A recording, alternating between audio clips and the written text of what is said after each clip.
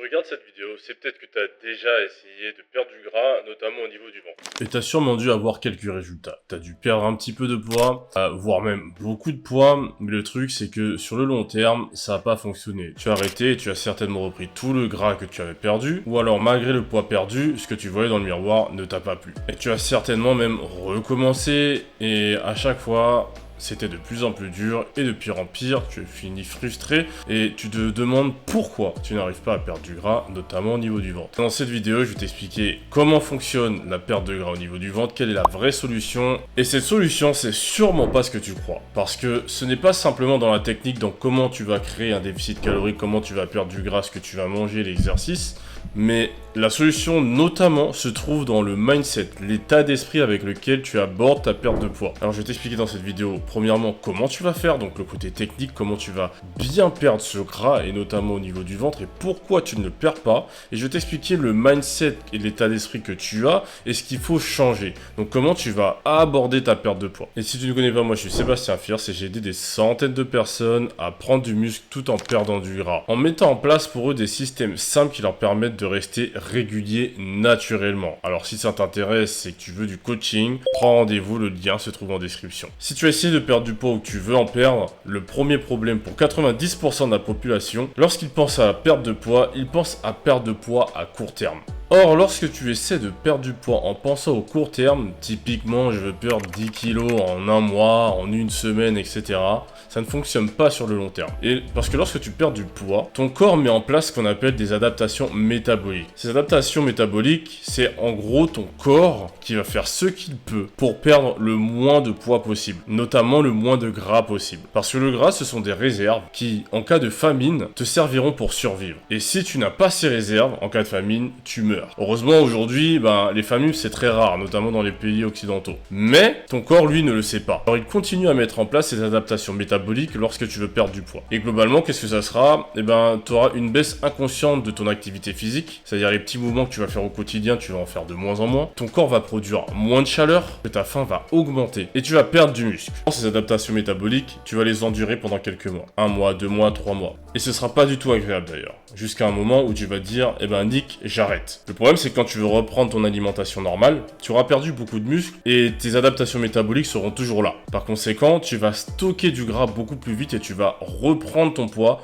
mais sous forme de gras. Et puis, peut-être que tu vas pas recommencer, dans le meilleur des cas, et faire les choses bien, ne voire pas les faire du tout. Ou alors tu vas recommencer quelques mois plus tard parce que ta situation est pire qu'avant ton premier régime. Seulement, lorsque tu vas faire ton deuxième régime, ta situation sera encore pire qu'avant ton deuxième régime, et ainsi de suite. Et là, tu vas rentrer dans un cercle vicieux où chaque fois que tu vas faire un régime, tu vas être dans une situation pire qu'avant et tu vas te condamner à échouer et à garder le gras que tu veux t'en perdre. Tu vas te finir frustré, etc. Et la vérité, c'est que tout ça, ce sont les conséquences de perte de poids mal faites. C'est-à-dire qui sont beaucoup trop restrictives, qui vont beaucoup trop vite et qui sont faites un peu à la volée. Et ça, c'est parce que si tu veux réussir une perte de poids, tu dois aborder un état d'esprit long terme. Tu dois pas le faire là pour dans 3 mois. Tu dois vraiment t'engager à perdre du gras, à perdre du poids, et notamment du gras pour le restant de tes jours. C'est-à-dire qu'une fois que tu auras fait cette diète, tu ne veux plus la faire de ta vie. Tu veux la faire qu'une seule fois dans ta vie, une bonne fois pour toutes. Et on va voir comment on peut le faire. Premièrement, tu dois comprendre que tu perds du gras et tu brûles des calories constamment. Tout le temps, tout le temps, tout le temps. Donc tu perdras plus de poids souvent en restant assis sur ton canapé qu'en allant à la salle. Alors ce qu'il faut que tu fasses, c'est une reconstruction musculaire. Si tu as déjà fait un régime drastique, il faut absolument que tu fasses cette phase de reconstruction musculaire. Et même si tu ne l'as pas fait et qu'on va dire tu as déjà un peu de muscle, tu devrais quand même faire cette phase de reconstruction musculaire. Car souviens-toi, ici je vais t'apprendre à être en bonne santé et mince pour toute ta vie. Et le but c'est pas juste de perdre 10 kilos en quelques mois. Et pour perdre réellement du gras, je précise bien du gras et pas seulement du poids, il faut que ton corps soit prêt à réellement perdre du gras de la bonne manière. Et pour ça il faut que tu récupères le muscle perdu ou que tu en construises pour rendre la fonte de gras plus facile. Et ça va te permettre de te sentir plus en forme et d'avoir plus d'énergie au quotidien et pendant tes séances. Ça va aussi te permettre de brûler plus de calories vraiment tout le temps. Pas seulement à la salle de sport, mais même quand tu regardes la télé. Et enfin, ça sera une bonne transition qui te permettra de manger correctement, de manger sain, sans forcément te restreindre pour commencer. Et la magie dans tout ça, c'est que 95% de mes clients, lorsque c'est bien fait cette phase, on n'a même pas forcément besoin de passer à la deuxième phase que je vais te montrer plus tard, qui est la phase de sèche. Parce que dès que tu commences cette reconstruction musculaire et que tu manges sain, généralement, cela suffit pour déclencher une énorme perte de gras. Cette phase, elle doit durer minimum 1 mois. Et disons qu'après 4 mois dans cette phase, tu peux passer à la phase suivante si tu en as envie. J'ai déjà vu des clients perdre 10 kilos grâce à ça, sans même s'occuper de la phase de sèche qui va suivre.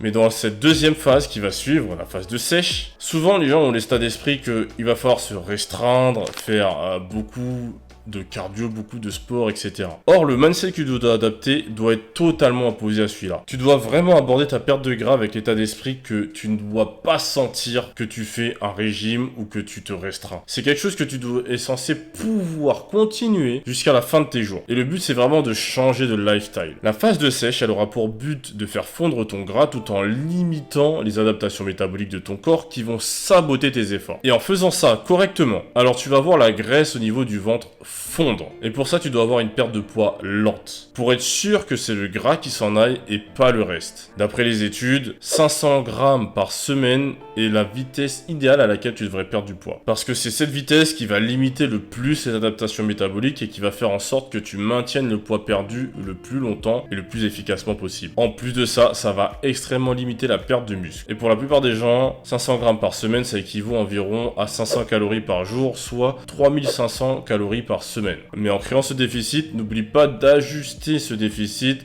en fonction de l'évolution de ton poids. Ce qui va aussi t'aider à cibler le gras, ça va être de faire des pauses durant ta diète. C'est-à-dire qu'après environ 6 semaines de déficit calorique maintenu, tu vas faire une pause de 2 semaines environ, où tu vas simplement manger pour maintenir ton poids. Le but ne sera pas d'en perdre, ni d'en gagner, mais simplement de le maintenir. Et donc tu vas pouvoir te laisser aller un petit peu plus. De plus, grâce à ces pauses, les études montrent qu'il y a souvent une meilleure régularité sur les longs termes, c'est-à-dire 1 à 2 ans de diète, même si tu n'as pas besoin de la faire aussi longue. Et en plus, lorsque tu fais ce genre de pause, tu gardes et construis beaucoup plus de muscles, ce qui va t'aider à perdre du gras et à maintenir cette perte de poids. Avec tout ça, tu vas aussi manger des aliments avec un bon rapport quantité-calories. C'est-à-dire que tu vas manger des aliments que tu peux manger en grande quantité, mais qui apportent très peu de calories à ton corps. Généralement, ce sont les aliments riches en fibres et en protéines qui vont premièrement étancher ta faim plus facilement en apportant peu de calories, et grâce aux protéines, tu vas pouvoir garder ta masse musculaire, voire même en construire. Donc c'est tout bénef. Et enfin, la phase 3 qui est oubliée par la plupart des gens, parce que l'état d'esprit qu'ils ont, c'est qu'une fois qu'ils sont arrivés au poids qu'ils veulent, c'est terminé. Et c'est pas faux du tout, mais tu dois quand même garder en tête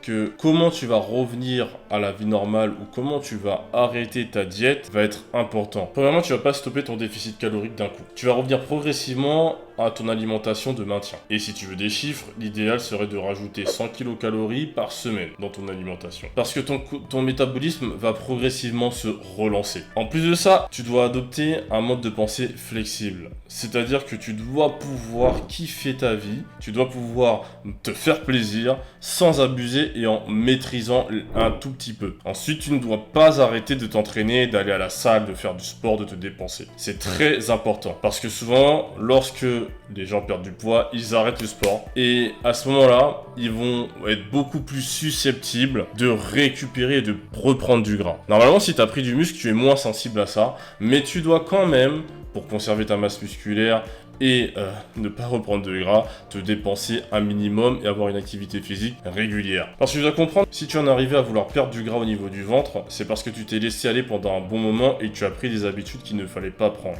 Et si tu as bien fait cette sèche, tu es censé avoir pris justement les bonnes habitudes pour perdre du gras au niveau du ventre et garder un ventre plat par conséquent.